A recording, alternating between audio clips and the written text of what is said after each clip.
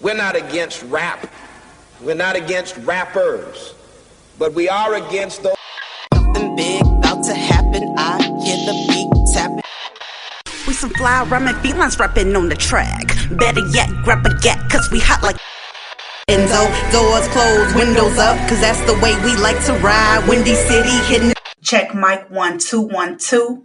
We live, baby.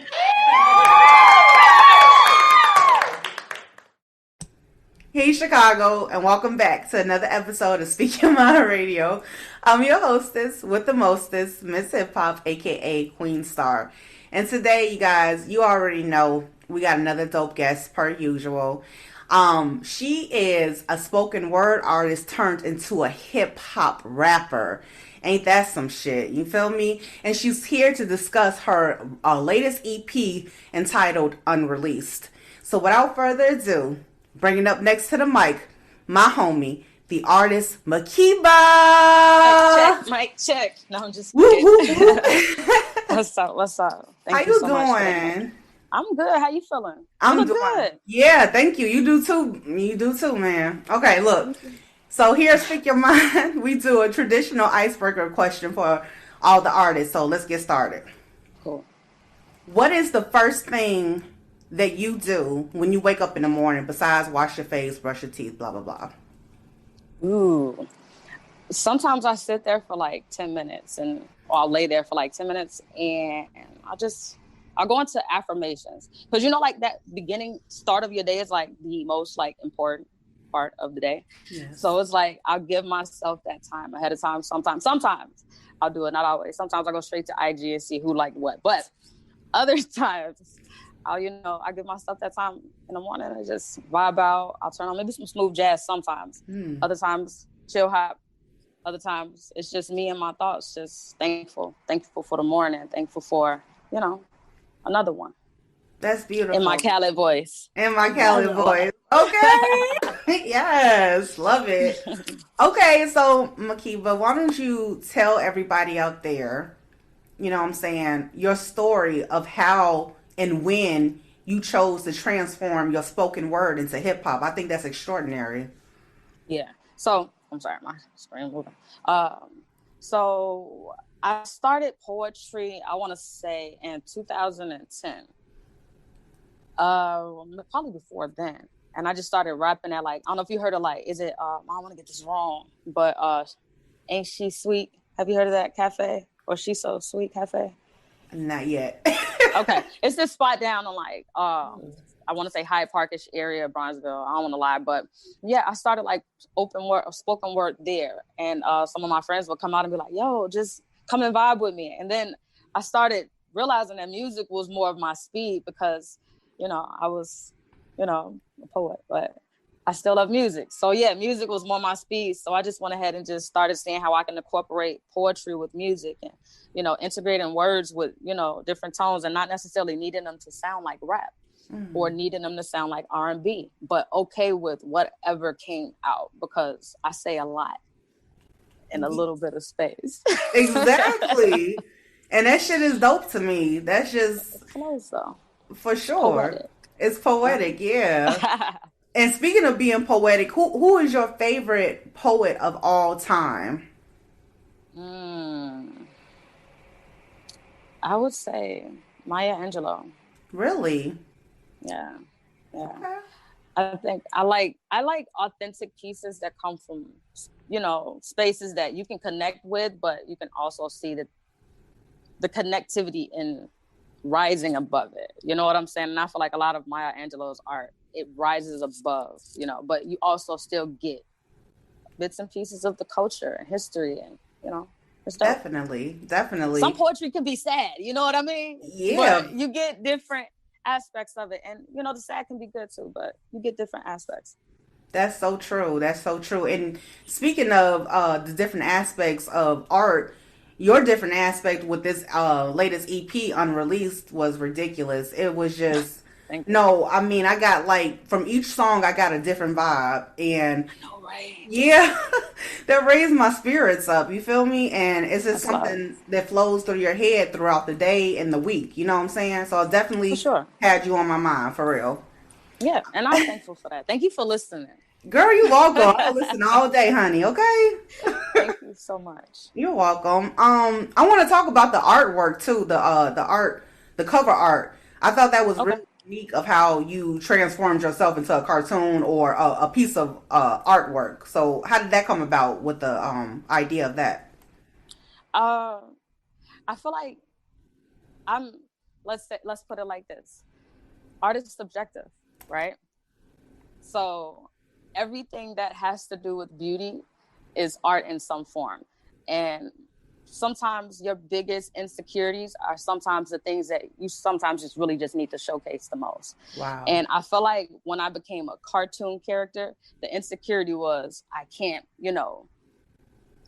can't be myself because I'm afraid that what myself looks like might not be acceptable to the world around me that's seeing me or wanting to see me as something else, but once you break free from that, and I know it's deep, it don't sound like it's supposed to be that deep, but becoming a cartoon, or giving myself like that cartoon image. First off, the dude was dope and I just wanted him to, do my art.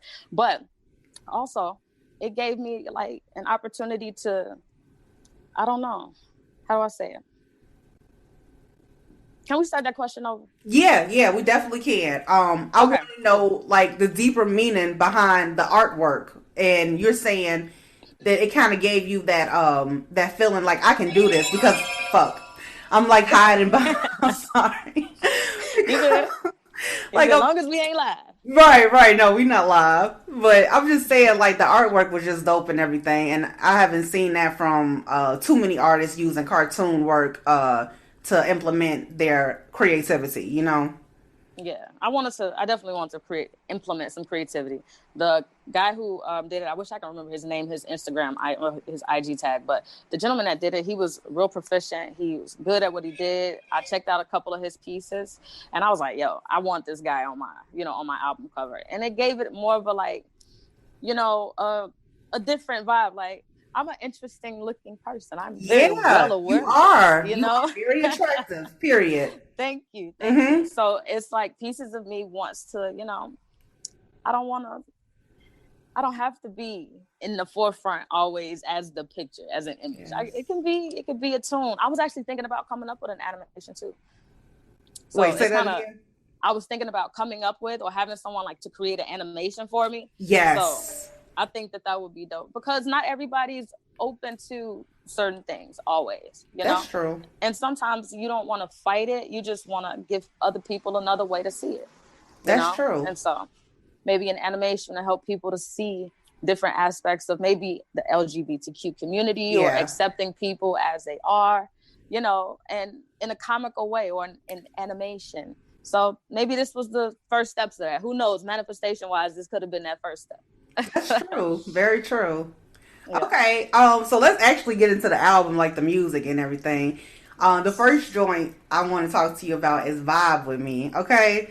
Now, it reminds me like just to take a trip with my boo thing. You know what I'm saying? Roll up, reflect, and think, and spend some time with them. You feel me? So, where were you at in this headspace when you wrote this song? Like, what were you thinking about?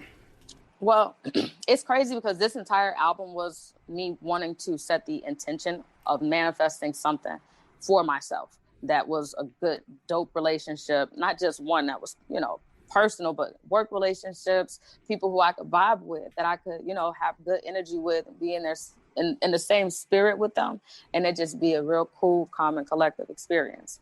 And that song was me wanting to, create more of that in my life. And I put it in words, and those words turned into a song. That's dope. That's definitely dope. And I want to tell you about the intentions. You set my whole intentions when I first listened to your EP. Like I started doing things more intentionally just because you gave off that type of vibe. It was a blessing to listen to your music. Come on, girl. You were so funny. Okay, all right. So my next track, you feel me, was called "Keep Up," and I love "Keep Up" because it gave me like a Pitbull and Neo club banger feel, Black Eyed Peas. You know what I'm saying? Positivity. And that's my jam. I love that shit. It made me want to dance like I'm in the club. You feel me? The crazy part is, I bartend like at night on nights sometimes. So my whole purpose of doing this is for like my bartenders. I was like, yo, we gotta have something to shake to. Keep up, you know? So cute. And so, I wrote this song in like, I'd say maybe 25, 30 minutes, you know, just because I wanted to like have a song for the bar. Yeah. And yeah, it actually turned out to be one of my favorite songs. I'm probably not supposed to have a favorite, but I think it's my favorite song. You can have a favorite, of course. Yes. That might be it. So with that vibe that you were going for, can I expect maybe, or we expect like a reggae type of collaboration coming from you next? Because you got that vibe. You really do. You know what? It's crazy because I haven't really been pushing my first EP because I feel like, you know how you listen to it enough. And you feel like, I'm done with that. But on my first EP, I actually had a song called Push Start. And it has like that reggae vibe to it. And I kind of want to start pushing that a little bit more, getting people back in tune with that, with spring and summertime around the corner. But yeah, you might like that one. You should try it. Check it out now. Girl, don't get me started, shit, for real. Oh my God. Especially, you a summertime vibe too? Ooh, yes. Wait, let me just go ahead and ask you. Get this off my chest. What's your zodiac sign? I'm a Taurus. You a fucking Taurus? Okay. I'm a bull. Yes. Most definitely. Okay. What was I gonna ask you? All right. So yeah, like I said, this song, it just gave me like a kid vibe again. And I noticed that you used a 90s sample. Which sample was that? For Keep Up? Yeah, no. What? Oh, Without Question. I skipped. Oh, I skipped. It's cool. Come on. Rewind. Oh, there you go. That's my favorite word. Rewind. Hello. Okay, so my other favorite song is called Without Question. And that song, like I said, it made you feel like a kid again. Like you writing on a note, like, do you like me? Yes or no? Like, you know. Seriously. You just, really though. You know, it just made me feel real good inside. And I just wanted to know what 90s sample was that you used. I'm going to be honest. I do not know. I don't know. I used one of my favorite producers, and shout out to P-Dub Cooking, because I know a lot of people rock with P-Dub. But I actually communicated with him at one point, and I told him, like, yo, you got this track that I really, really love. And I kind of want to buy it flat out, period. You know, I want to show you what I've done with it, let you hear it. And he listened to it. He said, yo, this is dope. You know, and he told me, you know, a couple of other producers that I might want to work with and things like that.